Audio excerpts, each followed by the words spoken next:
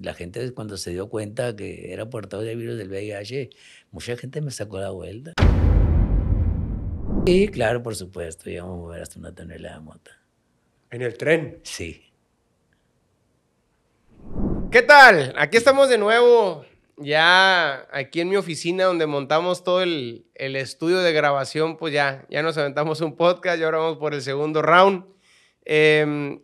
Bienvenidos a este espacio donde tratamos temas de recuperación, temas de tratamiento, drogodependencias, resiliencia, la prevención de conductas adictógenas, conductas desviadas, hábitos tóxicos, como le quieran llamar, adicciones, como le quieran llamar. Este es el espacio donde tratamos esos temas. Yo soy Tato Valderrama y les doy la bienvenida.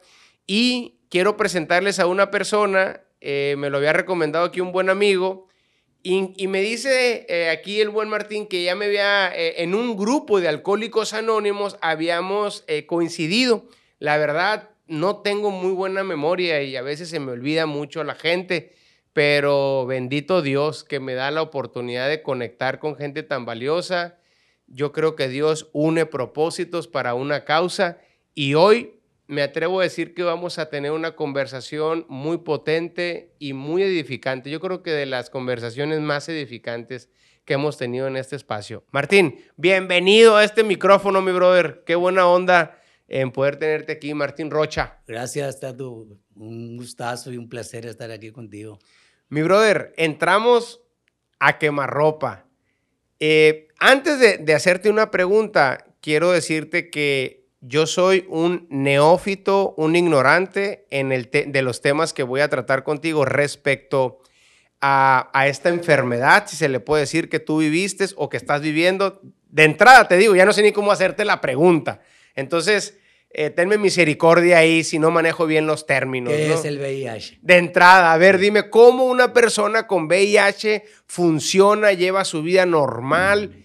Platícame un poco sobre eso. No creo que sea el único. Soy un cuate que lee libros y no sé de eso casi. Entonces, o sea, ve la importancia de que nos abras los ojos, cómo una persona con VIH puede funcionar, hacer su vida normal.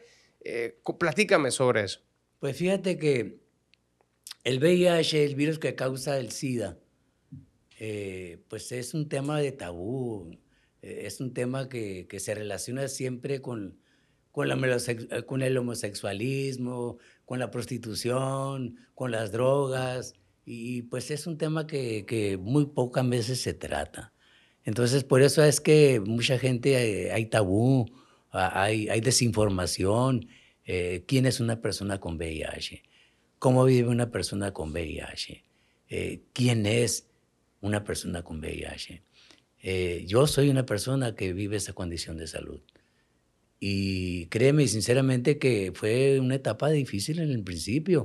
El diagnóstico, en la manera en que se desarrollaron la situación de mi violación a la confidencialidad, el que primero se enterraran otras personas que yo, eso fue algo tremendo en mis inicios, que ahora estamos hablando del 2001. Okay. Entonces, pues sí fue algo fuerte. ¿Tienes que tener algunos cuidados? Sí, verdaderamente sí, de hacer un cambio de vida total, un giro no de 360 grados, sí, pero sí de 180. ¿Cómo qué? ¿Qué Porque cuidado? si llegas hay gente que dice una vuelta, digo un giro de 360 grados, no, Vuelve llegaron de mismo. Entonces, no, inicio, ¿no? Sí, entonces aquí hay cambio. Entonces tienes que cambio de dirección. Ajá, estilo de vida,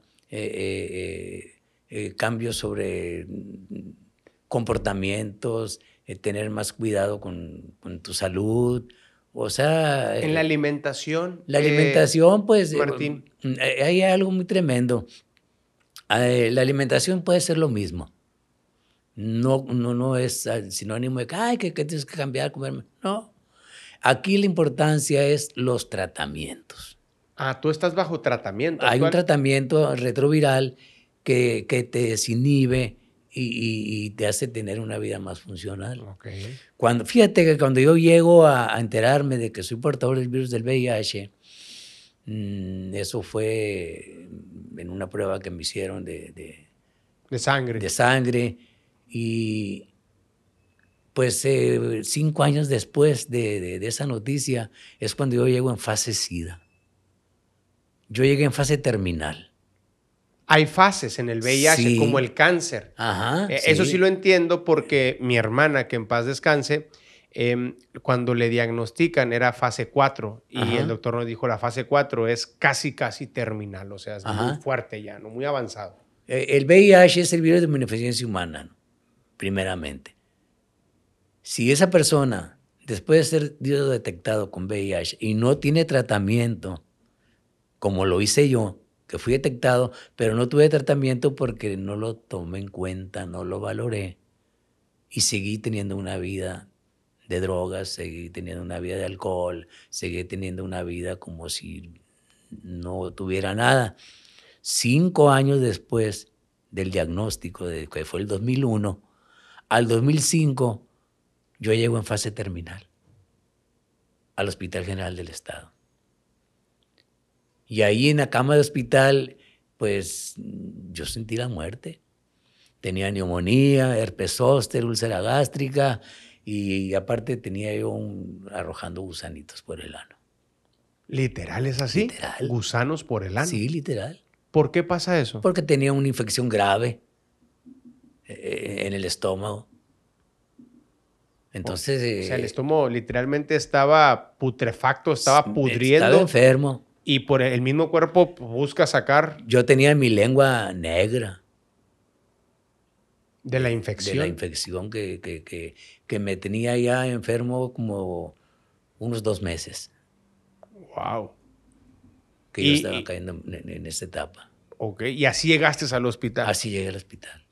Y eran no solamente producto por el VIH, ya eran por otras infecciones y todo. Son las infecciones oportunistas que es un cuadro de infecciones para presentar que el cuadro de SIDA. El sistema inmunológico se va deteriorando. Ah, ya te estoy entendiendo. O sea, el VIH debilita el sistema inmunológico. Ajá. Y cualquier virus entra. Ajá. No hay defensa. No hay defensa. Y por otro traías infecciones. Ajá. ¡Órale! O sea, es un cuadro de infecciones oportunistas que llega uno a tener la etapa en fase SIDA. Wow. Y así llegaste al hospital urgente. Al hospital, sí. ¿Y qué pasó ahí? Pues entonces ya me empezaron a tratar, empezaron a darme medicamentos. Entonces ya fue cuando empecé a tomar los retrovirales. Entonces los retrovirales en un principio que estaban muy fuertes era la acidobudina con la midubina y el efavirenz, que me daban alucinaciones. Son medicamentos muy potentes para elevar el sistema inmunológico, para fortalecerlo. Para fortalecerlo y aniquilar el virus del VIH, que es el que era una lucha, era un pleito. Me acuerdo que me dijo el doctor, ¿cómo me gustaría tener una cámara para retratarte? Me dijo, porque me había puesto como una naranja. Anaranjado y la piel gruesa, hinchada del tiro que se andaba pegando el medicamento con el VIH. Pero el VIH no pierde la batalla o se debilita, o porque dicen que no tiene cura. No tiene cura porque transmuta. Ah, ok. Transmuta miles de veces en el sistema del cuerpo y es por eso muy difícil aniquilarlo totalmente, por la transmutación. Ok, entonces tiene tratamiento y lo que están haciendo es como que regularmente lo están reduciendo y luego se hace más grande y el medicamento lo vuelve a reducir, lo vuelve a habilitar y así es constantemente así. El virus del VIH, después de que infecta el sistema inmunológico, se va a un lugar donde nadie lo ha podido encontrar, donde es un santuario. Se esconde y entonces se empieza a replicar como un Pac-Man. Y el virus que se está reproduciendo a través de los tratamientos retrovirales lo está aniquilando. Y entonces el tratamiento está trabajando en que no se propague, en que no se levante. Entonces una persona, después de, como en mi caso, que yo estuve en fase terminal Y después de que empecé a tomar los tratamientos, entonces mi sistema inmunológico se fue fortaleciendo, y pasé de la fase terminal, de la fase SIDA, a indetectable, intransmisible.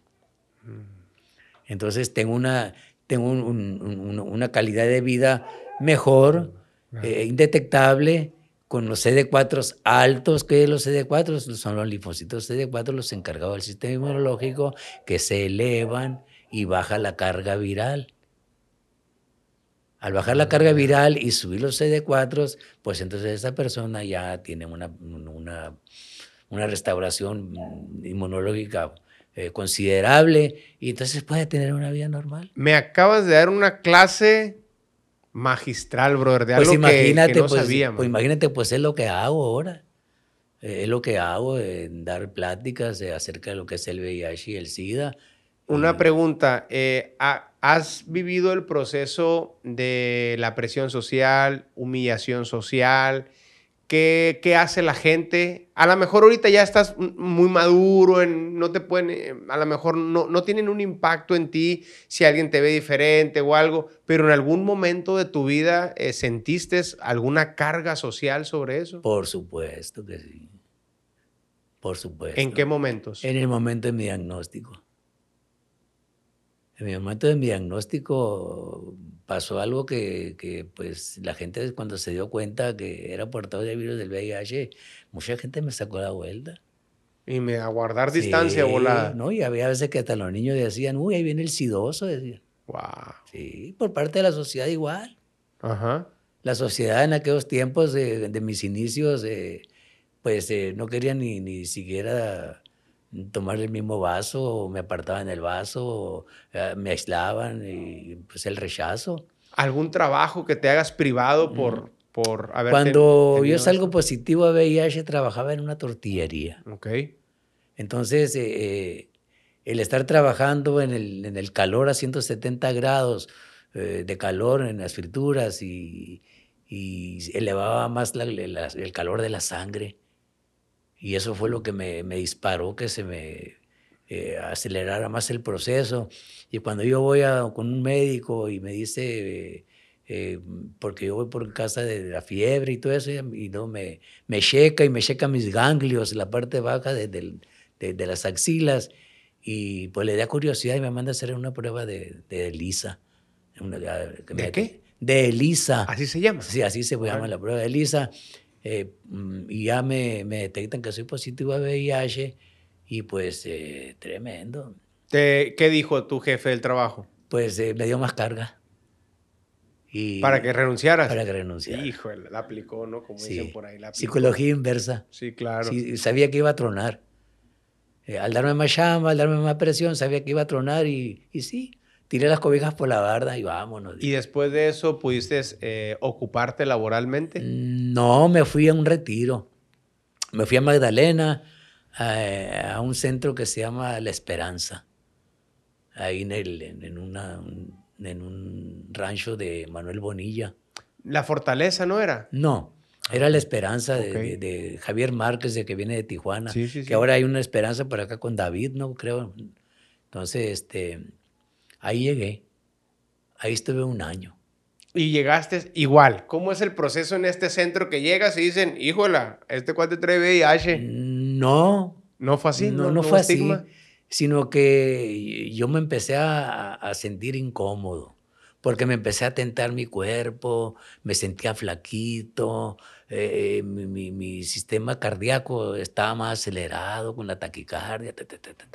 Entonces yo me sentía desesperado, yo interiormente. Fue una lucha conmigo, saber de la enfermedad, las consecuencias, la familia. Yo vivía alejado de la familia. Yo tuve una infancia de calle. Yo me fui de mi casa desde los 10 años. Y a los 11 años agarré un tren carguero y me fui. Y pues ya era adicto a la marihuana, ya era adicto al cristal, perdón, al thinner, a los solventes. A los solventes, sí. ¿Dónde viviste, Martín? ¿Aquí en Hermosillo o dónde? Yo soy nativo de la Cañada de los Negros. ¡Órale! Barrio fuerte, ¿no? Sí, ahí nací. Barrio fuerte, La Cañada. Ya Muy bien. sabrás, Puro poder. el tren de vida que se manejaba en los años 60, en los Sí, 70. hoy la verdad, hace mucho que no escucho nada, ni bueno ni malo, de ese barrio. Pero en aquel tiempo, yo creo que era... había barrios que tenían mala fama o barrios duros, pero La Cañada era como la mamá, ¿no? Como la mamá de esos barrios. De hablar Sí. de La Cañada era como otro nivel, ¿verdad? ¿Y por qué le decían así, Martín, La Cañada de los Negros? Por las personas que vivieron ahí, los Noyola. Había unas personas que habían llegado de Veracruz Ok. y se establecieron ahí en esa parte, rumbo a la calle Narbona, hacia arriba, al lado del cerro, casi donde están las letras donde Cristo viene. Por ahí, por esa faldita de por ahí, en Quelmash, enfrente así, ahí vivieron esas personas de los Noyola. ¿Y qué es lo que se vivía en ese tiempo, en ese barrio, Martín? En el tiempo de la Cañada de los Negros de esa época, pues mucha borrachera, mucho alcohol y drogas y pues pleito. Ahí inició tu consumo. Mi consumo inició ahí. Órale. ¿Y tu papá, tu mamá estaban juntos, no estaban juntos? ¿Cómo era ese proceso? Mi papá trabajaba afuera. Ok, no estaba. Mi papá siempre estaba de viaje, era cobrador de los pueblos y mi mamá pues era la que estaba ahí en la casa y pues yo fui un niño hiperactivo de chiquillo. Era muy hiperactivo, era muy desesperado y muy perspicaz y siempre andaba yo, no era como un niño normal, tenía más alcance que un niño normal. ¿Y eso a qué se debía? No sabría decírtelo, pero yo siempre he visto las cosas más allá de lo que estoy viendo. Sí, pues estabas revolucionado, Ajá. ¿no? Estabas revolucionado y siempre querías hacer algo más, estar Sí, activo, sí. ¿verdad? Hay niños que les detectan pues esos dones, talentos y los canalizan bien, o sea, los ponen ahí a estudiar robótica o los ponen a la gimnasia o les dan algún arte, deporte y se He revolucionan, ¿no? visto yo en otros países donde les ponen los escritorios con unos pedales Sí. para que pedaleen. Si en mis tiempos hubiera habido ese tipo de alcances, otra cosa hubiera sido, pero no. A final de cuentas, estoy conforme con lo que soy. Amén. A final de cuentas. Entonces, Martín, empiezas ahí a temprana edad a consumir los solventes, que pues una droga yo creo que lo más barato que hay, ¿no? El pegamento, los spray, todo eso. ¿Y de ahí qué siguió? De ahí siguen unas pastillas. Ribotril, No, no era diazepam. no, ribotriles, no. No había. Optanox. No, no, No, no sabía había eso. Optanox, Captagón, Dionamín. Órale. O sea que... Igual, depresores, analgésicos. Ajá, sí. Entonces, yo si no me peleaba 4 o 5 veces en el día, no pasaba nada. Pues era muy, pues no violento, sino que pues era la condición, era el barrio y así era. Y había que defender el barrio, pegarse tiro con los del Coloso, pegarse tiro con los del Mariachi y con los del Country Club y de la 5 de Mayo. Había que defender el barrio y había que ir a pelear. Sí, era tu sentido de pertenencia, pues, ¿no? Sí. Oye, Martín, ¿y prosigue esa etapa de tu vida pues, de pandillero, cholo, así se les llamaba en aquel tiempo, ¿no? Ahorita casi ya no hay cholos, ¿no? Los carteles llegaron, pusieron orden y ahora son carteles, ¿no? Ya Ajá. emigró el nivel de violencia. Yo creo que ya es imposible que veas un tiro de barrio contra barrio. Ahora, Dios guarde la hora, ¿no? Todos están armados y ya es otro. Lamentablemente ha emigrado el nivel de violencia a otros niveles, ¿no? Ya es qué esperanza que la raza se agarre con un vado o algo y no, hombre, y ahorita puras balaceras y cosas así. Pero ese fue tu contexto, eso fue lo que tú vivías, fue migrando tu niñez a la adolescencia. ¿Y qué más sucedió ahí? Antes de platicar, de empezar el podcast, me platicaste acerca de que sufriste de pequeño. Sí, siempre sucede en el seno familiar. Siempre pasa eso en un seno familiar por la confianza. porque son personas que ahí están. Y eso revolucionó, en este caso, alejamiento. ¿Tú le recomendarías, Martín, a la gente que nos está viendo, que la mayoría son padres de familia, etcétera, que evitaran o que hicieran todo lo posible por no dejar a sus hijos encargados con el tío, con el hermano, con el pariente, con el que sea, o cuidar mucho quien entra a su casa constantemente? Claro que sí. Si a veces hasta los hermanos. Si tú escucharas en los centros de rehabilitación, cuando hay las experiencias, lo que se platica, que ahí se queda. Si tú llegaras a escuchar lo que se platica, lo que se narra en las experiencias en los centros de rehabilitación, cuarto y quinto paso, tremendo. Se queda chiquito uno muchas veces en la historia de vida de uno, de lo que sucede dentro del seno familiar. Entonces sí es recomendable. En tu caso igual fue un pariente cercano. Así. Y fue un proceso, Martín, que se estuvo repitiendo en tu juventud constantemente. Pues fue un chip que yo creí que era así. Y lo seguí haciendo. Pensaste que era normal. Sí, lo seguí haciendo. En la droga, consumir resistol, consumir thinner, ya no importaba si lo hacía o no lo hacía. Porque era lo normalizado para ti. Sí. La emoción, la adrenalina y la experiencia vivida, pues hasta cierto punto como que agrada. Pero no era lo correcto.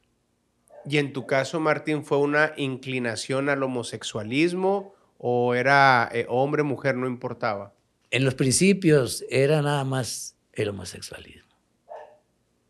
Pero me fui creciendo y me fui dando cuenta que pues también las mujeres me gustaban y pues tuve una novia y en el 76 y pues que... Pero me inclinaba a lo de la sexualidad siempre. Entonces, tu orientación homosexual estaba fomentada por la situación del abuso en la niñez que habías vivido. Hasta cierto punto sí. El despertar en una sexualidad a temprana edad te lleva a realizar conductas que pues se quedaron ahí, un chip que se quedó ahí que pues verdaderamente cuesta trabajo. Pudiera ser, Martín, te lo pregunto a ti porque pues tú eres un experto en el tema porque viviste la experiencia. Pudiera ser que muchos de los hombres que se creen homosexuales o que se sienten homosexuales provienen de una situación como la tuya. Sí. Sí. ¿Por qué? ¿Por qué lo dices tan contundente? Porque es una realidad. En la experiencia de vida que tengo yo de 61 años y trabajar con los centros de rehabilitación y que yo vengo trabajando con primarias, secundarias, preparatorias y universidades, con centros de salud, centros comunitarios, y al platicar la experiencia de vida, veo cómo también niños empiezan a llorar. Veo cómo también niños o niñas se levantan de su pupitre y van y lo aborda la maestra, o cuando llegan a hablar conmigo y me dicen que están pasando esa situación en sus casas. Y me imagino que también te ha tocado conocer a hombres adultos y decir, te escucho y veo por qué me pasó esto, por qué estoy viviendo esto. ¿Y por qué crees que ahorita estaba platicando Sainz y me estaba identificando con su historia de vida? Claro. Entonces no somos los únicos. Sí, por lo menos acabo de tener 2 entrevistas que exactamente lo mismo, ¿no? Tuvieron un abuso y eso llevó a una orientación homosexual. Si aquí en este pedacito de aquí fíjate, hay dos. La mitad, fíjate, la mitad. Imagínate en un pedazote. Te digo porque lo que se dice hoy en día, Martín, es que esa orientación sexual, la cual respeto, no estoy de acuerdo, pero la respeto porque cada quien tiene libre albedrío de hacer con su vida lo que le plazca, siempre y cuando no altere la vida de otras personas. Así es. Pues lo que se dice en el argot público es que se nace así, uno decide ser así, y pues uno a veces tiene una propiedad para abordar ciertos temas, pero yo no tengo esa experiencia como tú, pues, ¿no? Entonces te digo, regularmente se dice eso, ¿verdad? Que así se nació, que así es su deseo, y pues bueno, uno hasta cierto punto pues nomás trata de comprender, ¿no? Y de aceptar. Mira, sin entrar mucho en el tema, porque ya ves que estos temas son polémicos, es generacional. Los que conocemos del Evangelio, lo que alguna vez hemos estudiado la palabra de Dios, sabemos que es un demonio. No le va a gustar a muchos, pero es una realidad. Es una generacional, y es una cadena generacional que va pasando de generación en generación. Sabemos Por lo que menos hasta la cuarta, ¿no? 4 generaciones hay impactan, ¿no? hay estudios bíblicos donde hablan de cómo llegó los ángeles caídos y vieron que las hijas de los hombres estaban buenas y bonitas y tuvieron relaciones con ellas. Entonces ahí vino la degradación. Nacemos XY y las mujeres también nacen con su cromosoma igual, pero hay un cruzamiento y pues eso apenas yo, si lo quiero entender yo, y a mí me interesa yo, si lo entiendo yo, y para mí es importante, porque hacer ese cambio de vida, pues a mí me benefició. Fíjate, acabas de decir algo muy, pero muy profundo. Aunque exista la predisposición genética, no significa que sea lo correcto. Exacto. O sea, yo vengo de familia alcohólica. Mi abuelo Héctor, alcohólico empedernido. Mi papá, alcohólico. Mi mamá, alcohólica. Se conoció en un grupo de AA, ¿no? Por eso a los 8 años yo visité el primer grupo de Alcohólicos Anónimos, Las Minitas. Mi primer amor, se llama el grupo, ¿no? Entonces, mucho se habla de que el alcoholismo, la genética tiene muchísimo que ver cuando la sustancia entra al organismo, no funciona igual. Si el halo se mete una sustancia, si yo me meto algo, cada quien puede tener una reacción diferente según la genética de cada quien. Y mucha gente se escuda en eso. Pues es que yo vengo así, así, así, así, así, y pues soy así. El hecho de que tengas una predisposición genética no significa que esté bien o que no. O sea, y eso es algo bien interesante, ¿no? Lo que acabas de decir. Entonces, este proceso que viviste, Martín, el abuso de que alguien se aprovechó de tu nobleza, de lo que es un niño, pues, ¿no? O sea, que yo creo que entra en una manipulación, ¿verdad? Manipular a un niño es muy fácil. Sí. Yo hablo mucho con mi hija. Yo tengo una niña de 5 años y un niño de un año y medio. Y siempre, bueno, entre tantas cosas que uno por donde se mueve trata de estarla, pues, previniendo, ¿no? Y siempre le digo, prohibido aceptar un dulce de alguien. Prohibido aceptar un dulce de nadie. De nadie puedes aceptar un dulce más que de mí y de tu mamá. Nada más. Ni de tus tíos, de nadie, de nadie. Entonces, el otro día andamos en un lugar y una oficial, en un buen sentido, le ofrece un dulce, ¿no? Entonces, lo agarró. Le he dicho como 20 veces, Martín. Pero la nobleza de los niños, pues, fue y agarró el dulce. Y yo, épale, ¿qué onda? Mi papi no me deja, pero fíjate, o sea, y le digo, ¿no? Entonces, yo creo que en esa manipulación en la que fuiste presa, ¿verdad? Sucede ese proceso, te descuadras, ¿no? Tu identidad. Y a partir de ahí también llegaron las drogas y todo el paquete completo. Eso te llevó al SIDA, brother. O sea, fue el tema de drogas, adicciones, el homosexualismo y así fue. ¿O cómo fue el proceso? Mira, cuando yo empecé con los problemas de conducta a la edad de 14 años, tuve unos problemas familiares, me llevaron a internar a la Cruz Gálvez. Pues cuando yo llego a la Cruz Gálvez, pues imagínate, convivir con los jóvenes ahí adentro. Era un orfanato de niños, ¿no? Sí, la Cruz Gálvez, la que está ahí por la calle Revolución. Sí, para la gente que nos ve, que no sabe, que no son de Sonora, es un albergue de niños. Sí, Entonces, pues ahí tuve más relaciones con los demás morros allá adentro. Yo me brincaba y el cerco y íbamos a robar ahí al Maxim, porque era muy requete ratero. Y me gustaba ese brincarme y regresarme. Y total que al final de cuentas le hablaron a mi familia y le dijeron, ¿sabes qué? Lléveselo de aquí. No lo queremos. Y me mandaron a mi casa y después tuve un problema familiar con mi hermano y peleamos. Ya en este tiempo yo ya estaba más entrado yo lo que era el resistor, ya no me importaba porque ya llegaba yo con el bote, lo último de la calaquita que le decían, ¿no? Agujerada, abajo de las cobijas de mi casa consumiendo el resistor. Entonces ya me dejé de tener ese temor de llegar a mi casa drogado. Y mi hermano, pues, y mi papá se dieron cuenta y ya le habían hablado a la policía para que me llevara detenido porque ya no me aguantaban.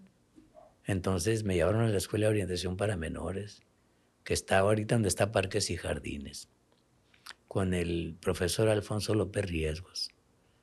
Me llevan y me fugo. Luego lo rompieron un candado y nos fugamos, me brinqué, nos vinimos y regresé a mi casa. Y mi papá me volvió a llevar de nuevo.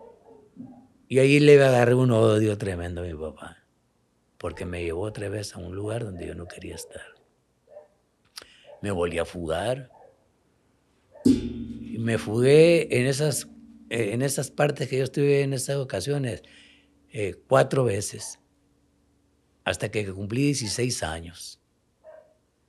Cuando yo cumplo los 16 años y me llevan otra vez a la Escuela de Orientación para Menores, el profesor Alfonso López Riesgo dijo que no me quería ahí. Llévenselo para la grande. Yo no lo quiero aquí. Ya me desbarató la escuela. Le habíamos hecho un agujero con unas pesas y le habíamos hecho un agujero en las paredes y nos habíamos fugado. Literal abrió unas paredes con Sí, pesas. sí. Le rompí las ventanas. Le hice mucho daño a la Escuela de Orientación para Menores. De hecho, ahí está el parche todavía, ahora donde es Parque Jardines, ¿sabes que he ido? Ya taparon con una bardita ahí, pero iba a ver, ya de grande iba a ver ahí el parche que habían puesto cuando me fugué por ahí. Y cuando me llevan a la prisión para adultos, 16 años, abril, en el mes de abril de 1978. Recuerdo que esa tarde me la pasé yo triste, niño, hiperactivo y a la vez carne de presidio. Llegaron los más abusos sexuales. Continuó Dentro de prisión. dentro de prisión. Y ahí ya no era voluntario. En ocasiones ya no. En ocasiones ya no. A veces porque sí quería y en ocasiones cuando se daban cuenta que hacía lo que hacía, ya llegaban a la fuerza. Había fuerza. Y había creado un odio. Pero no podía dejar de consumir. Incluso ahí adentro. Sí, claro, porque por supuesto, una cárcel sin droga pues no es cárcel. Sí, es un mal necesario dentro de las prisiones. Un mal necesario. Entonces, yo duré, me acuerdo, 2 meses y 15 días preso. Y cuando yo salgo, a los 3 meses estaba otra vez de vuelta por robo con violencia acumulados en 4. Ya fue más largo mi proceso. Yo recuerdo en prisión, era inaguantable. Yo seguía robando. Aún en prisión. Aún en prisión. Aún en prisión. Aprendí a abrir los candados. Me enseñaron a hacer las chorlas. Los volteadores, los picadores. Era una esponja para aprender lo que yo consideraba que tenía que aprender. Iba a la escuela, sí. Tenía inteligencia para hacer cosas buenas, pero también estaba ávido de aprender cosas que fueran adrenalina.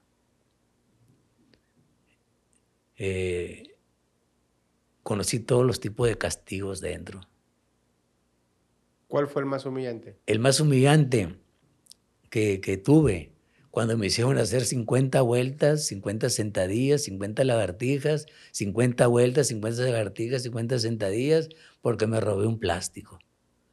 Y me mandaron a trabajar a la bloquera para que pagara lo que me había robado. Después de todo el ejercicio que hice, me mandaron a trabajar a la bloquera, que hasta me pegó fiebre. Todavía no existía la hielera. El primer castigo que hubo. En la pura esquina donde está el pabellón 8. Lo calé, lo estrené. Después hicieron las Malvinas.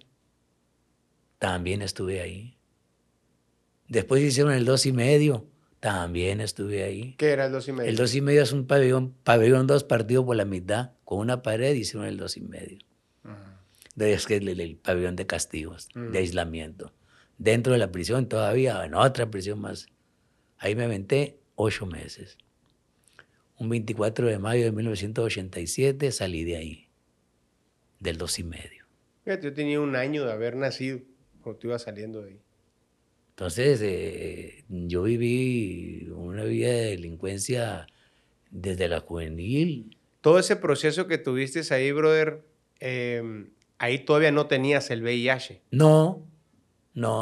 ¿Seguiste con el mismo estilo de vida? ¿Y cuándo fue la antesala al VIH? Fíjate que tú sabes bien que cuando empiezas a ver los movimientos de las pintas, tú ves a la mafia de aquellos años, de Pedro Avilés y de aquellos hombres de antaño, Culichi y toda esa gente que se meneaba antes, que movía las cárceles.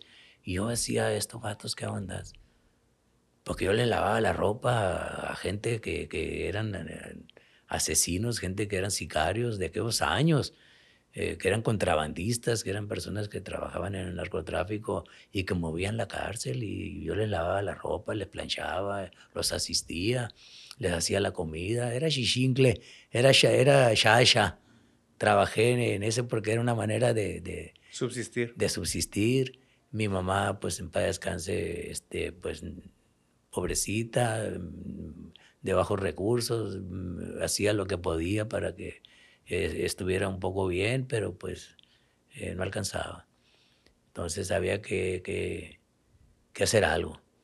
Entonces decía yo entre mí, algún día voy a ser como uno de ellos. Algún día yo también voy a tener ese poder. Algún día yo me voy a poder librar de todo esto que me está pasando. Oye, qué importante es que los niños y los adolescentes estén en un entorno donde los adultos sean gente sana, ¿verdad? Porque al día de hoy las cosas han cambiado y la tecnología ha revolucionado todo, pero todavía los niños quieren ser como los grandes. Sí, claro. Eso no lo ha cambiado la tecnología. No. Tú, a tu entorno ahí, ¿qué era lo que veías? Pues que estos cuates tenían todo. Y tú decías, pues yo un día voy a ser como ellos, ¿no? Pues yo tenía una celda pelona, y a veces ni en celda vivía. Yo, pues, en aquellos años, en cualquier pabellón me quedaba dormido. Ahí hay un señor que se llamaba Secundino. ¡Rocha! ¡Hey! ¿Qué pasó, Secundino? Ah, estás allá. Bueno, órale pues. Esa era la lista. Ahora no. Ahora las listas son muy exigentes y tiene que estar ahí. Si no, vas para abajo, vas para el hoyo. Entonces, en aquellos años había mucha libertad. Entonces, sales de ahí y la antesala a la noticia del VIH, Martín, ¿qué fue en qué proceso estabas, en qué contexto estabas para que sucediera eso? Cuando yo salgo y me voy a los Estados Unidos, en los años de los 90, me voy a los Estados Unidos, y después de estar 5 años en los Estados Unidos, me vine a México, cuando la bronca del Ronnie King. Me vine a México, llegué y conseguí un trabajo. En ese tiempo iba llegando Beltrones a la gobernatura, trabajé ahí en la casa del gobernador, la Casa Blanca, y de ahí me fui a Sinaloa. Y en Sinaloa empecé con una bolsita de mota. Ahí en Estación Dimas me fui, agarré una bolsita de mota, me fui a Mazatlán y vendí la mota y miré una grabadora que estaba mal puesta ahí de un gabacho que se le durmió la paloma y se la quité y me la llevé. Y fui y la cambié por 1 kilo. Y ese kilo, me vine en Empalme, le regresé y agarré otro kilo y agarré otro kilo y así me fui. Y como yo me crié en el tren carguero, lo conozco como, pues es parte de la adrenalina, es parte de mi vivencia. El haber tomado el tren carguero desde los 11 años y haber sido un trampa de un estado a otro, ocasionó que yo tuviera conocimiento del tren, cómo se vivía arriba del tren, eran las estaciones del ferrocarril. Y eso en el ambiente de trasladar marihuana, ahí crecí y empecé a transportar marihuana desde Sinaloa hasta Mexicali. Y cada vez que llegábamos, celebrábamos que habíamos llegado con el viaje y la entrega fue magnífica. Imagino que cada vez fue más. Sí, claro, por supuesto. Llegamos a mover hasta 1 tonelada de mota. ¿En el tren? Sí. Órale. Sí. ¿Y luego qué fue en el proceso ahí? Drogas, sexo, rock and roll, ahí hay de todo. ¿En el tren? En el tren, en las vías del ferrocarril, es otra historia. Y que yo viví esa historia de desenfreno, de que todo hay ahí. Hombres, mujeres, alcohol, droga, sexo, todo. Hay un ambiente de desenfreno tremendo. Fíjate que nosotros, mi esposa y yo y un grupo de voluntariados atendíamos el albergue Casa Amiga, que es un albergue de indigentes, personas sin hogar aquí. Lo atendimos como 2 años casi. Y ya después saqué al voluntariado porque había muchas injusticias que no estaba yo de acuerdo ahí. El trato que nos daban, todo que éramos voluntarios, todavía, ¿no? Entonces movimos 2 comedores callejeros. Pusimos uno afuera del Hospital Seguro Social de La Juárez porque había muchos familiares que no se pueden ir porque están esperando una noticia, si ocupa un medicamento, no se pueden ir y duermen allá afuera, pero son muchísimos. Y pusimos un comedor ahí y el otro lo pusimos en las vías del tren. Y sí, efectivamente, 100, 150 gentes. De hecho, pues si uno va a la salida de San Pedro, pues se va a encontrar con muchísima gente ahí. Y también nos damos cuenta que cuando llegaba, había horas en las que llegaba el tren y todavía se multiplicaba la gente, ¿verdad? Y cuando llegaban mujeres, por ahí escuchábamos que muchas se tomaban pastillas anticonceptivas antes de subirse al tren porque a lo mejor las iban a lastimar o las iban a obligar a hacer cosas en contra de su voluntad, ¿no? Entonces, pues conozco por encimita, obviamente, lo que me estás platicando. Yo dormí muchas veces ahí. Se amarra la raza, yo veía cómo se amarraban ahí. Yo dormí muchas veces afuera, ahí donde está la barda, en la Sí. pura salida, donde está la puerta, pararon en la gasolinera donde dices. Yo dormí mucho tiempo ahí. Yo soy un hombre que vivió debajo de los trenes. Viví la experiencia de los trenes. He tenido 2 descarrilamientos y un choque de trenes en 1976. Fíjate. Entonces, si alguien conoce y ve la historia de la bestia, soy yo. Yo soy un sobreviviente de las épocas del tren carguero. Fíjate, tremendo. Entonces, pasas toda esa experiencia, Martín, y luego, ¿qué sigue en tu otra etapa de vida? Cuando yo llegaba, siempre que yo llegaba ya a la frontera, Ujú. pues era seguro que íbamos a tomar. Era seguro que iba a haber pachanga. Coronar, Sí, como dicen ahora, claro ¿no? que sí. Coronaban. Ir a comprar ropa y calzado y ir a las marisquerías y gastar el dinero y convivir con las prostitutas y convivir con hombres. Entonces, ¿dónde perdí? Si era adicto a la heroína, si era adicto a la homosexualidad, a la bisexualidad, ¿dónde? Me dijo la muchacha, porque en ocasiones iba a los tiraderos a recoger el dinero, a levantarlo de la venta. Y entonces ahí conocí una muchacha que me gustó y un día me la encontré en una de las cantinas. y me tuve una relación con ella. Porque no estaba la muchacha con la que yo tenía una relación estable. Estable en el sentido de la palabra que, pues, era una Que tú prostituta conocías. que yo conocía, pero cuando yo estaba ahí, pues, estaba conmigo, y cuando yo no estaba ahí, pues, estaba con el que yo quería, pues, ¿no? O sea, no, totalidad, pues, yo no era su dueño, ni tampoco era exclusiva de mi persona. Entonces, me dijo, esa muchacha con la que te metiste tiene SIDA. ¡Wow! Órale, órale. No, que no me metí, ¿cómo que no? Me dijo. Y es como todo, se pueden odiar las prostitutas, pero todos se cuentan. Esa fue la Todas, noticia, sí, ahí sí, empezó. todos se cuentan. Entonces ahí es que cuando yo, pues yo le hice caso. Bueno, morro, si quieres estar conmigo, ponte condón. Pues tuve que bajar del hotel y ir a comprar condones y venir y tener una relación con ella. Pero pues yo seguí teniendo una vida activa. Oye, tanta necesidad, Martín, de la muchacha que aún sabiendo que te habías involucrado sexualmente con una mujer que tenía VIH y aún así se arriesgaba y nomás te decía ponte condón. Sí, Tanta necesidad, ¿no? Qué sí. tremendo. Hace rato que estuve ahí contigo, Sainz. Pues hay jovencitas ahí. La más chiquita tiene, ¿cómo cuántos años tiene? Entonces hay jovencitas que platiqué ahorita mi experiencia de vida y saben que soy positivo porque yo se los dije. Es la necesidad, muchas de las veces que las obliga. Totalmente, Mira, ¿no? de hecho yo voy al centro de la ciudad de aquí de Hermosillo, soy promotor de la salud y trabajo con las mujeres del centro de la ciudad, llevándoles los preservativos, viendo que si hacen pruebas rápidas. O sea, de alguna manera no tengo fobia con ellas, ni tengo ningún resentimiento. Total, lo que me pasó porque yo lo quise, porque yo no me Claro. cuidé. Es parte de la resiliencia, es parte de aceptar una realidad que uno vivió. ¿Te da la noticia esa chica y no te importó o te fuiste No, ¿qué me iba a importar? Hombre, yo seguí yendo y viniendo, hasta que un día yo me puse grave. Yo venía en el tren carguero de Culiacán. Yo tenía que llegar a Culiacán, observar el tren que trajera Clavo, subirme y venir ahí arriba del tren y pasar por el lugar donde me tiraban los costales y donde tenía yo que esconder el producto y para que llegara bien a donde tenía que llegar.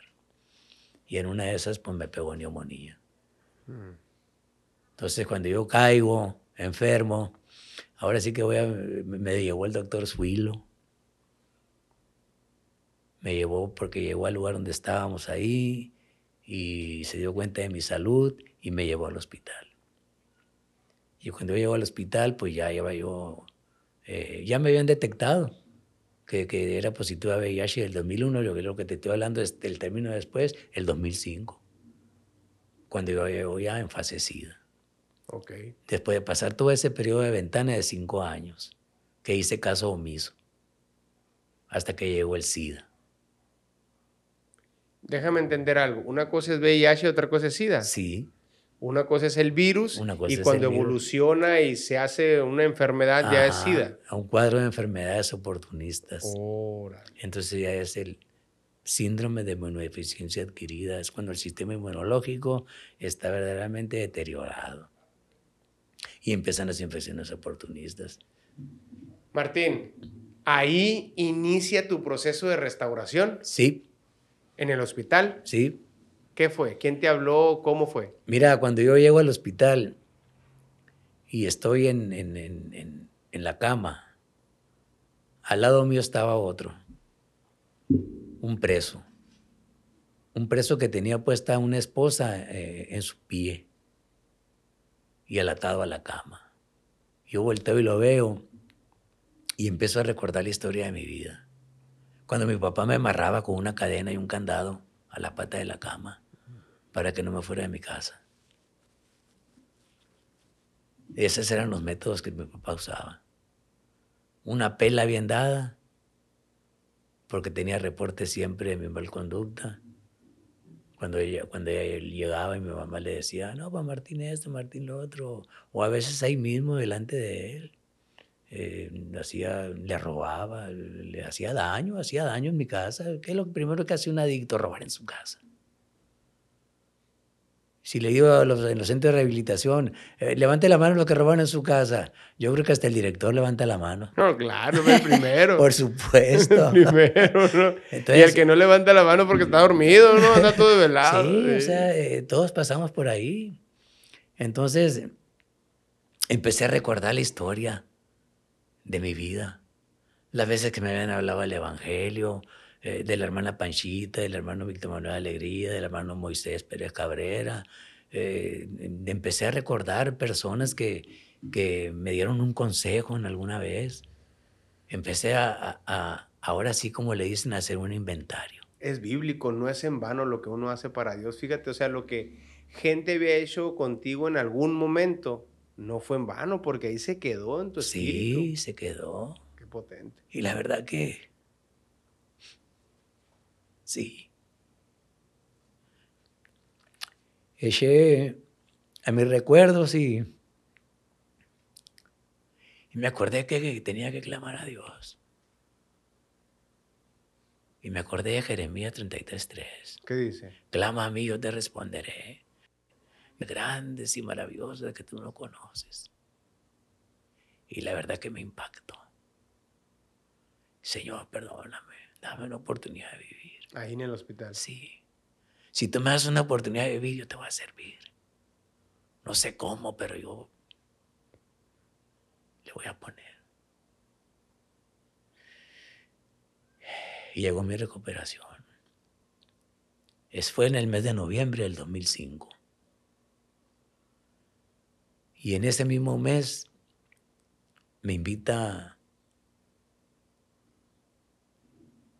el director operativo de AXIDA,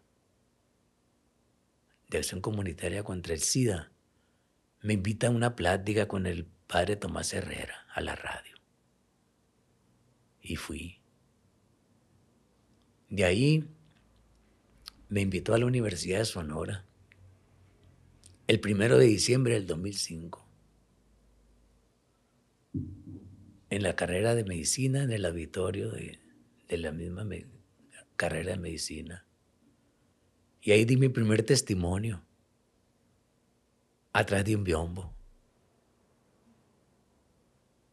Y ahí fue cuando conocí a una persona muy importante en mi vida, la doctora Margarita Aurora Gallardo Alvarado, a quien le debo mucho de lo que soy. Primeramente Dios, por supuesto, pero hay gente que hay que estar agradecida con esa gente que le tiende la mano a uno, que está dispuesta a apoyar, a ayudar y rescatar. Empezaste a servir, a compartir el mensaje y desde ahí no has parado, Martín. No. Llegué a la Universidad de Sonora, acomodando las mesas, apoyando, y sin olvidar a la psicóloga María Elena Acevedo Beltrán, que fue la que me reeducó, la que se aventó el tiro de enfrentarme, de encararme y de tener el valor de decirme lo que estaba bien y lo que estaba mal. Yo les agradezco mucho y me dicen, no, me dicen, tú quisiste. Si tú no hubieras querido, no lo logras. Fue un proceso. Y empecé a ir, y ya de ahí empecé a ir a la iglesia, empecé a congregarme, y pues verdaderamente que eso ha sido de gran valor. Y ya empecé a ir a los centros de rehabilitación, y ya en la carrera de la Universidad de Sonora, pues empecé a participar en diferentes módulos de itinerantes de salud.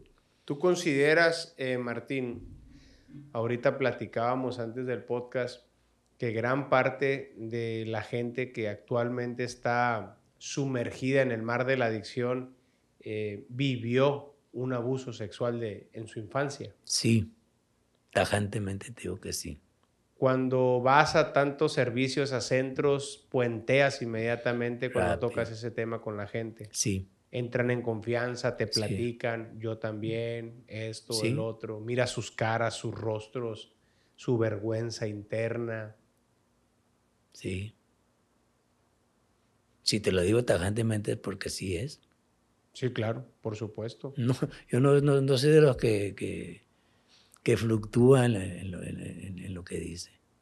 Y qué interesante es, Martín, que mientras no se exponga esa parte, mientras no se exponga, no se hable, no se perdone, no se suelte, pues la gente va a ser bien complicada que pueda salir de esa jaula, ¿no? Así es. Tú tuviste que vivir ese proceso, Martín, de Sí, soltar, de perdonar, de todo ese proceso que la sí. mayoría de la gente que hoy puede platicar. Yo soy de los que creo que el que platica su testimonio es porque sanó, ¿verdad? Si no, la gente le da vergüenza, no platica. La palabra dice que no nos conviene ocultar las maravillas del Señor, pero hay gente que hay que respetar porque no está lista para dar su testimonio, porque está viviendo todavía sus traumas, sus procesos, y hay que respetarlos, Se pues, ¿no? respeta, Hay que exactamente, claro que se respetarlos, respeta. ¿no? Y en tu caso que lo puedes hablar con propiedad, con autoridad, con paz, es porque has vivido ese tipo de procesos que te llevaron a la libertad.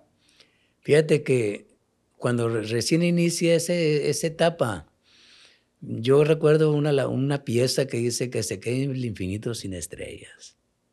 Y la persona que tuvo a bien hacer eso conmigo cantaba esa canción. Entonces yo cuando le comento a alguien muy especial, Manuel Carlos Silva Encinas, el Popeye, maestro de letras jubilado, me dijo un día, haz algo mejor que otros para cuando se necesite te busquen a ti para que lo hagas.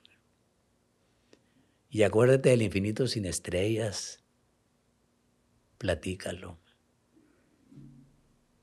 Y ya sabía a qué se estaba refiriendo, ¿Y él cómo sabía? porque yo se lo Ah, ok, platiqué. ok. Es un amigo que lo aprecio mucho y verdaderamente en la etapa de mi convalecencia y de recuperación, él fue una de las personas que me apoyó con medicamentos para mi recuperación en la etapa cuando estaba yo en recuperación de la fase SIDA. Para entrar en la recta final, Martín, fíjate que hace algún tiempo cuando iba mucho a servir a los centros de rehabilitación, yo creo que duré unos 8 años visitando así, como un estilo de vida literal, ¿no? Hoy mis actividades son otras y aparte me enfoco más en la prevención. Tenemos un programa escolar y cosas así.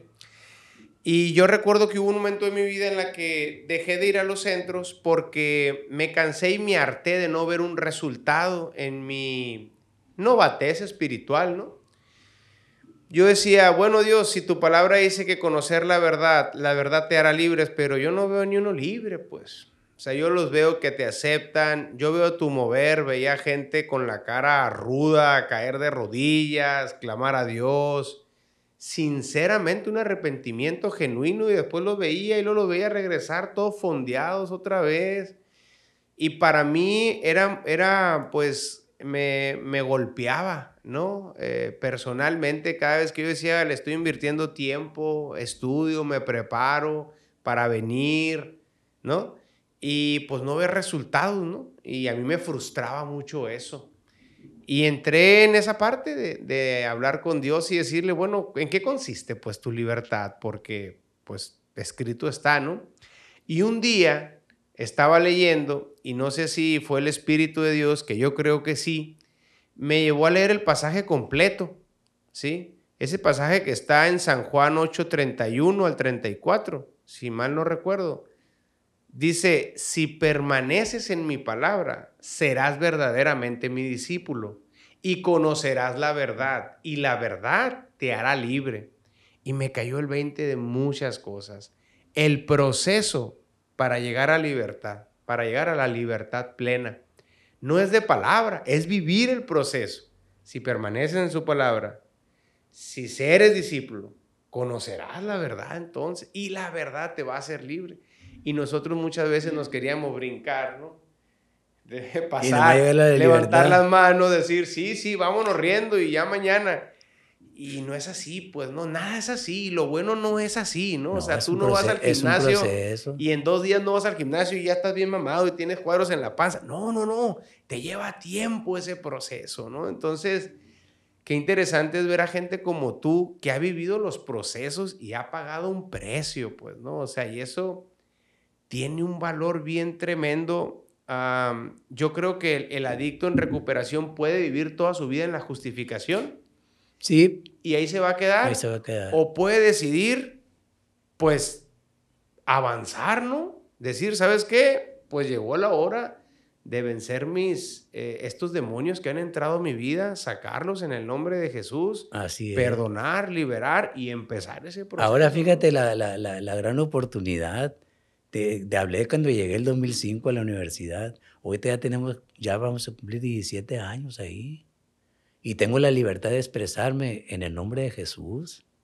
Aparte de que nuestras pláticas generan puntos culturales para los jóvenes. ¿Por qué piensas que la mayoría, digo la mayoría con propiedad, mira, el programa de los 12 pasos de AA es el programa que más índices de recuperación tiene en el mundo.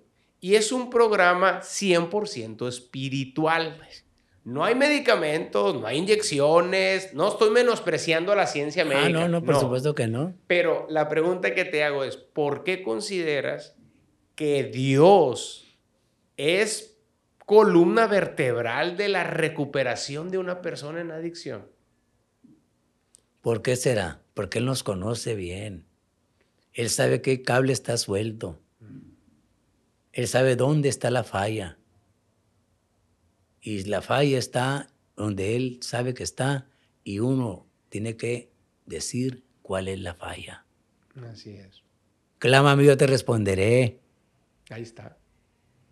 Él conoce, sabe quiénes somos, sabe de qué cojeamos, pero quiere que le digamos, no puedo yo con esto.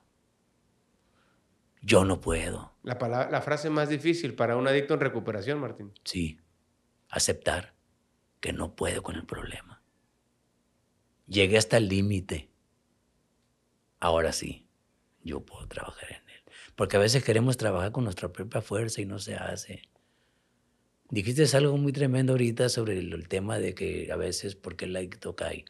A veces también yo voy al centro de rehabilitación y a veces creo que mi trabajo no funciona, pero no es cierto, sí funciona. Sí, fíjate que disculpa que te interrumpa, cuando yo tuve esta discusión con Dios, empecé a ir a lugares y tal vez antes no me daba cuenta, pero ahora Dios me los empezó a mostrar. Un día estuve en Coppel y llegó un vato acá, con su tramito acá de Coppel y, brother, gracias por la palabra. Órale, Simón. Y luego llegué a otro lugar y, brother, gracias por el mensaje.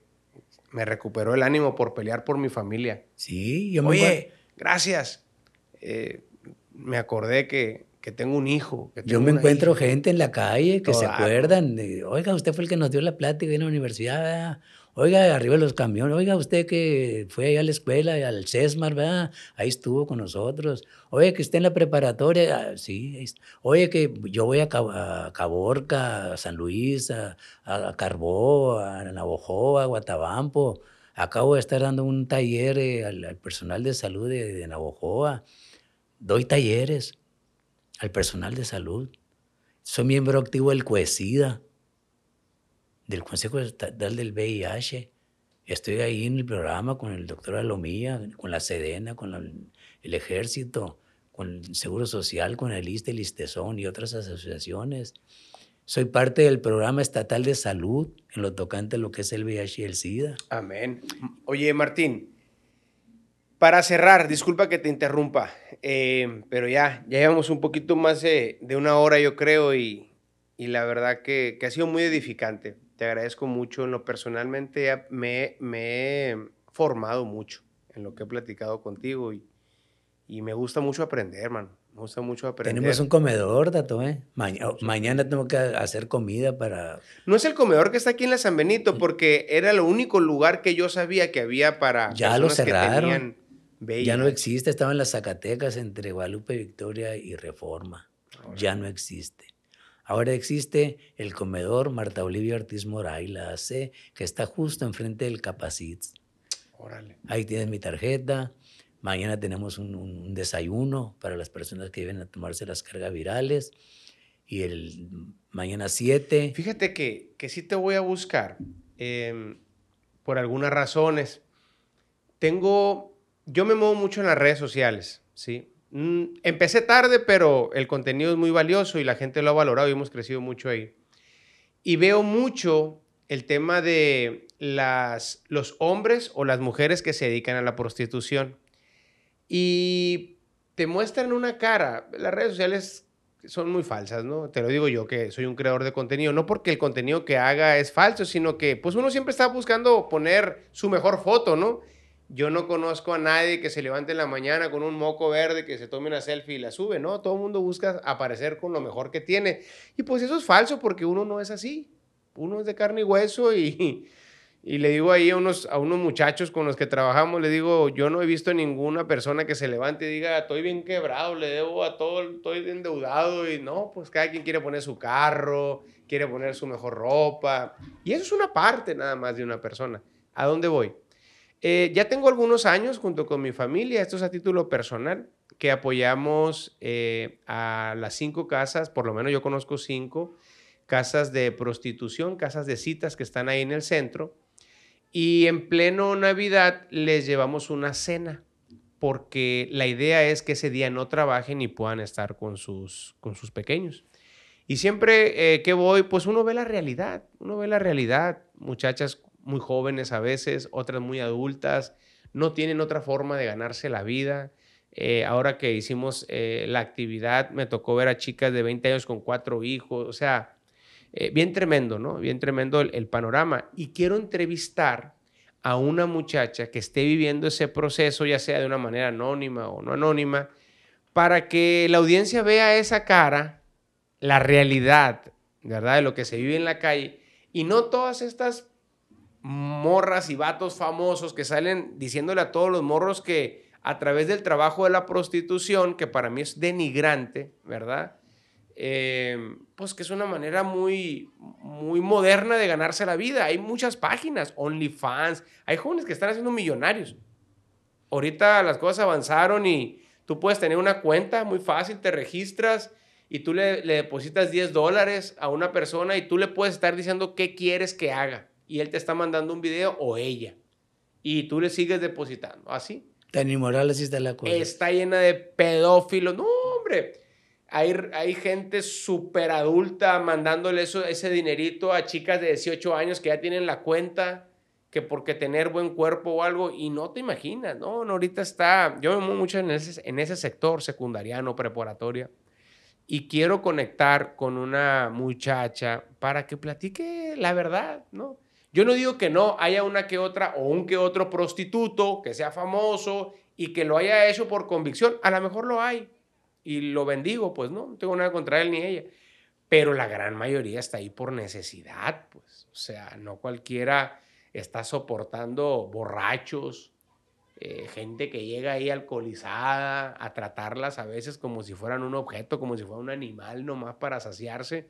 Pues para soportar eso se tiene que tener mucha necesidad, ¿no? Sí. Pero la gente ahorita con las redes, como te digo, nomás ve una película, ¿no? Una máscara, ¿no? Entonces sí te voy a buscar en su momento para ver de qué manera podemos colaborar y conectar ahí para ayudar. Tenemos 3 comidas. Mañana el día 7, el día 13 y el día 20. Por último, Martín, ¿qué mensaje le das a un padre o a una mamá que tiene a sus hijos en rehabilitación? Que no se desesperen. A muchas de las veces y que no les crean, porque son muy manipuladores. Sí. Luego empiezan a verbiar a las pobres mamás y sácame mamá, que ya no estoy a gusto aquí, que me tratan mal y esto y el otro. Que aprendan a soltar a sus hijos, es un proceso de cambio. No todos pueden cambiar de la noche a la mañana, eso lo tengo bien sabido, pero es un proceso. Fíjate que ahorita que estaba hablando, en una ocasión, en una reunión que tuvimos de psicología, dentro del Capacit. ¿Qué es el Capacit? El Centro Ambulatorio para Atención de SIDA y Infecciones de Transmisión Sexual.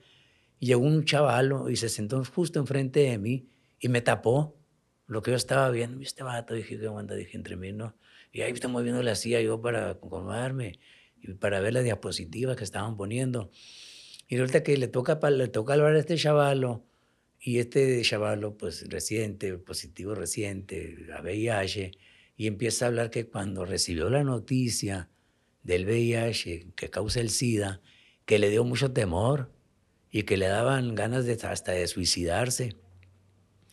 Pero cuando él dice, gracias a este señor que está aquí atrás de mí, que un día fue y dio su testimonio de que él es una persona viviendo con VIH y que de la manera que lo dijo, dijo, pues sí, yo también quiero vivir, dijo. Fíjate. Entonces ya tápame, dije, haz lo que tú quieras, dije. Entonces, qué bueno que me sentí de esa manera. Entonces yo es lo mismo que yo les digo a las madres de familia, que no sobreprotejan a sus hijos. Es buena la protección, sí, por supuesto que es buena la protección, pero es bueno también dejarlos en el proceso de cambio, en el proceso de aceptación de que ellos están mal. Y en ocasiones también que las mismas madres o los padres de familia también acepten que la sobreprotección que ellos ejercen sobre sus hijos también no es la adecuada. Que dejen también que sus hijos aprendan a volar. Eso es muy importante. Amén. Martín, pues muchas gracias, brother. Muchas gracias, bien identificante. Yo creo que pudimos escarbar un poco en muchas áreas de tu vida y yo creo que todavía hay muchísimo más. Espero más adelante ver la posibilidad de seguir conectando. Pues ahora sí que agradecido yo hablando. porque se me hizo tanto tiempo esperando que llegó el día. Entonces, aquí me comprueba una vez más, el tiempo es de Dios, no es tuyo, ni mío, ni de nadie, es de Dios, y cuando Dios tiene los planes son perfectos. Amén. Este día fue muy edificante fue este día. Se trabajó mucho en lo espiritual. Ahorita que vengo allá con Sainz, de platicar con las jovencitas, fue algo tremendo. Y llegar acá y luego me dice, ¿sabes qué? Te voy a invitar. Pero ¿cómo? ¿A poco? Le digo, o sea, si hace mucho que quiero ir, no voy, no me dejan llegar, mira. Entonces, vale la pena. Claro. Todavía sigo con la esperanza de Habacuc 2:3. Aunque la visión tardare, espérala, se cumplirá, no tardará. O lo que dice el apóstol Pedro, ¿no? Dios no retrasa sus promesas como algunos tienen por tardanza. Así Él procede hasta que ninguno perezca. Exactamente. Que ninguno perezca. Entonces es el tiempo de Dios y hoy llegó el tiempo de Dios y qué bueno. Yo le digo a la gente que está escuchando este mensaje que el VIH y el SIDA no tiene cura, pero sí habemos personas que podemos aportar mucho a nuestra sociedad. Yo estoy muy agradecido con Dios primeramente que me ha dado la oportunidad del cambio y que gracias al testimonio muchos jóvenes han hecho cambios en sus actitudes. Amén. Perfecto, pues muchas gracias, te agradezco de nuevo el proceso. La verdad que yo también me siento muy nutrido, muy alimentado, muy edificante. Mi papá es uno de mis consejeros, 38 años en AA, toda una leyenda ahí, ¿no? Don Pedro Valderrama. Hace poco hablaba con él y me decía, no, me decía, es que tienes que ir al servicio, te hace falta servir, y me leía la cartilla, ¿no? Y yo no hallaba cómo explicarle que esto es un servicio. Claro. No hallaba cómo explicarle, decirle, es que jefe, ya no voy tanto a los grupos, ya no voy tanto a los centros, de hecho voy cada caída de casa, porque ahora tengo otros centros aquí, o sea, otro público que Dios me dio la oportunidad de llegar, y esto es servicio, pues, o sea, y estamos llegando a miles y pues estoy haciendo exactamente lo mismo, pero mi jefe, pues no, antitecnología, no. Estamos en una tribuna al público. Exactamente, virtual, pues virtual, no, y mi jefe sí. era que no, tienes que ir. Tienes que ir y ver a la gente. No, pues que aquí también los veo, los leo. Todos los días de 6:30 a 7 subo una frase con un principio. Pero bueno, se trata de estar en la jugada. Sí, de estar claro. buscando la manera de ser una flecha en el arco de Dios. Así De eso se trata, ¿verdad? Sin Dios somos como una piedra en el camino, nada más. Con Dios todo, sin Dios nada. Así es, ¿no? Así es. Entonces, amén. Que así sea. Muchas gracias. Toda la gente que nos está viendo por ahí, escríbanos, mándenos un mensaje. Si alguien de ustedes quiere contactar aquí al buen Martín, si quieres dar tu celular, Martín, Sí, por ahí si está. alguien... El Ahí celular de Martín es